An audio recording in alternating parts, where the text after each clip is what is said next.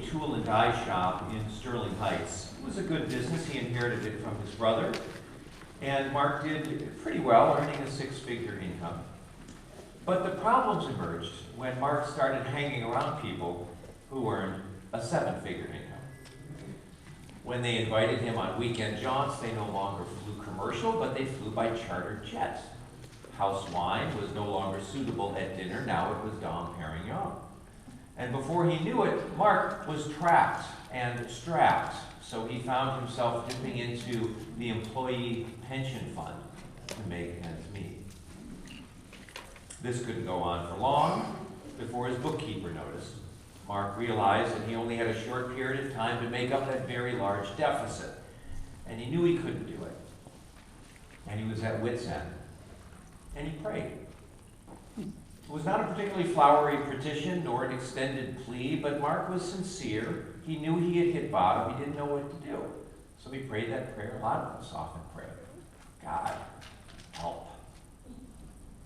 Then, within a few weeks, something very curious happened. An unexpected order came in, a big order. And slowly Mark realized that this may be the ticket. If he tailored things right, he just might be able to pay back those pension funds without anybody ever knowing that he dipped into them. This realization filled his heart with great relief as he realized the breadth of his good fortune. And deep in his heart, Mark knew that God had heard his prayer. Yes, Mark was on the mountain, the glory of his future provision before him. The veil had been lifted, if only for a minute, and he knew that someone was watching over him. Janelle Hodges was a gifted actress. She had taken dance and acting lessons since she was in elementary school. Now, with her acting degree behind her, she was making a go of it in New York, auditioning for all kinds of things. She scored some lucrative TV ads, one with a popular dish soap, another one for a compact car. And then one of the networks announced its hot new sitcom. The writers and producers behind it were well known in the industry. The storyline and setting were creative, a bit quirky, rather attractive. And a sitcom, even at this stage, paid well and offered really good exposure for young actors. Plus, if it did well, it promised relief on many levels for a struggling thespian. And when Janelle looked at the kind of characters involved, she went down the cast list of who they were looking to do auditions for, and she saw a role that she knew would be perfect for her. Janelle had about a week to prepare. She cleared her calendar. She went over her scripts. She stayed late at her acting classes, and she set up all kinds of meetings with people who could advise and lobby for her. Then, the morning of the audition, she woke up. She knew that she'd done the very best that she could. And then she said a short prayer. It wasn't a huge prayer, but it was the kind of prayer that she knew would get to the point. She simply prayed that she would get the part. Later that day at the audition, Janelle was nervous as a turkey before Thanksgiving, as the proverb goes, and she sat there and she walked in and she saw dozens and dozens of people lined up in this theater, all auditioning for this sitcom. But Janelle was poised and she went through her lines on stage. She thought she did okay, and then she got called back. And she went back and auditioned again, and then a third time. And before she knew it, her dream, her big break had come, and she got the part. Janelle was on that mountaintop, filled with joy, aware of the future provision and the glory that it brought. The veil had been lifted, and even for just a moment, Janelle knew that somebody was watching over her. Keith Baxter was an engineer. He prided himself on his family. Keith had kids at a young age, and now he was in his 60s, looking forward to playing with grandchildren someday. And then one day, Keith noticed a rash on his leg. Slowly, it grew. He bought some over-the-counter medication, but it wouldn't go away. And so Keith went to see his doctor. Perplexed, the GP sent Keith to a specialist, and after many tests, Keith was admitted to the hospital, where a phalanx of doctors suspected that he had a very rare type of skin cancer. Sure enough, after more doctors and more consultations, Keith was diagnosed with this very rare type of skin cancer, just 500 cases a year for this particular type. Doctors started doing other tests, and they wanted to see if the cancer had spread. Keith was poked and x-rayed and otherwise examined for a week while doctors tried to determine the extent of Keith's infection. Well, thankfully, the cancer had not spread, but now there was a difficult job of getting rid of what was there. A treatment regimen was prescribed. It sounded reasonable. Doctors were confident, but hey, cancer is cancer. And Keith was scared. And that's when Keith prayed. It wasn't a flowery or particularly verbose prayer. It was just simple. Keith asked to be cancer-free. After the operation the next day, the doctors did a biopsy, and 2 days later, they were able to declare, indeed, that Keith was cancer-free. And on that mountain, Keith felt the glory of future provision.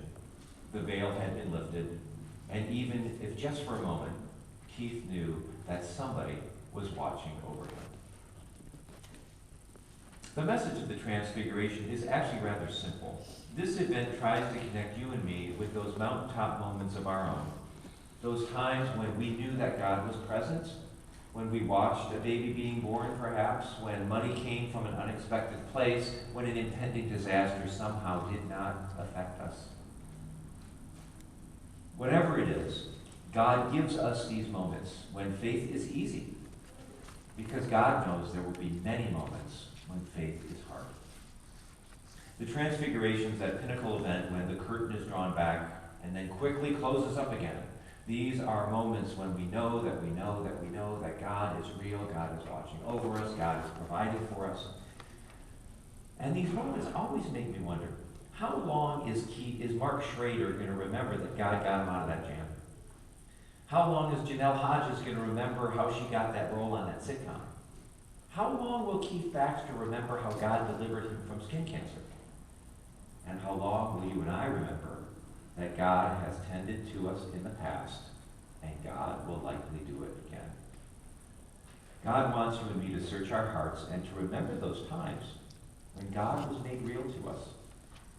It's been said that a sad but increasingly popular quality of contemporary life is forgetfulness.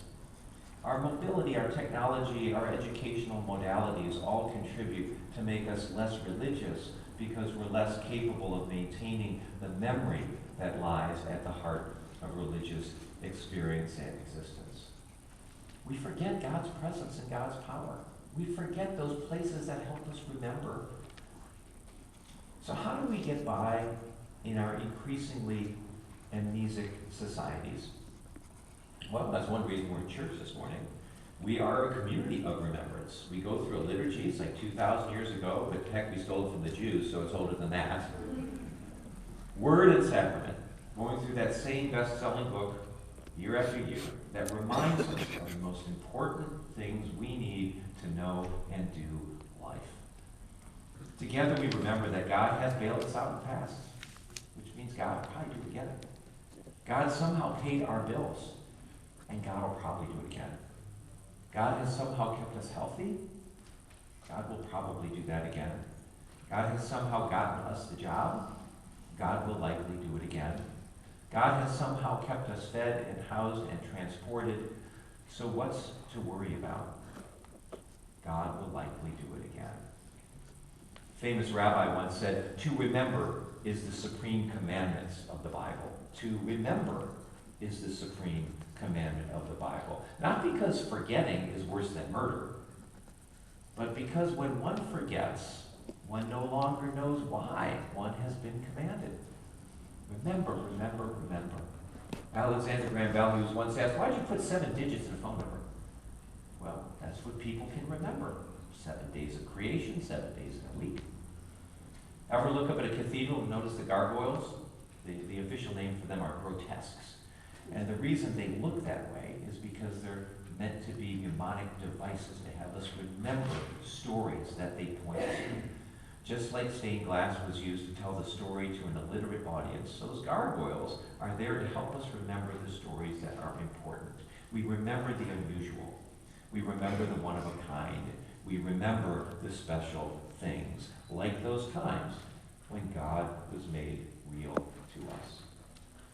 And this is the transfiguration for you and me as we head off into Lent, starting Wednesday. We are to remember those very, very special times when God was made real for us and when God provided for us. Like Peter and James and John on the Holy Mount, those pinnacle events when we knew that we knew that we knew that God was real. What do those moments of presence and provision look like for you and me? How has God provided and how has God been present? Friends, let us together head down the Holy Mount, filled with sustained urgency and faithful confidence that the difficult times that we're all experiencing and that are here will always remind us that God is present and that God will provide and that Jesus is here.